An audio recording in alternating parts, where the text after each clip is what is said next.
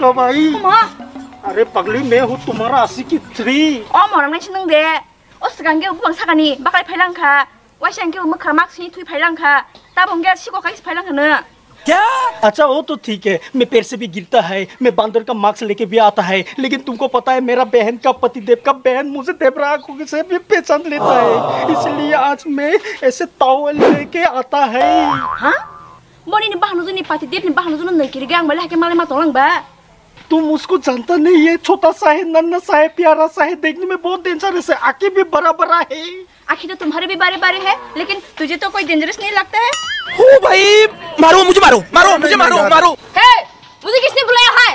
नहीं बहना, मैंने कुछ नहीं बोला। हे तुम्हारे आवाज को क्या हो गया रे? हैं तुम्हारे आवाज को क्या हो गया? मेरा गला अभी थोड़ा प्रॉब्लम हुआ है। तुमने मोइना आवाज किया है? हमको पता है, उस दिन तो मैंने एक आंखों से देखा है, अब दोनों आंखों से देखा है। अब तू क्या करेंगे? गेट होता है। मैं तो कुछ और ही समझ रहा लिया, मैं वही हूँ। वही हो। उस दिन तो बोला था तू इस लड़की को प्यार ही नहीं करती। क्या करूँ फिर, जॉब छोड़ दूँ? चलती हूँ। अरे बहना तुम झूठ बोल के क्यों किया? मैंने ऐसा कुछ भी नहीं किया, संजीवनाथ के बाल की कसम, मैंने ऐसा कुछ भी नहीं किया।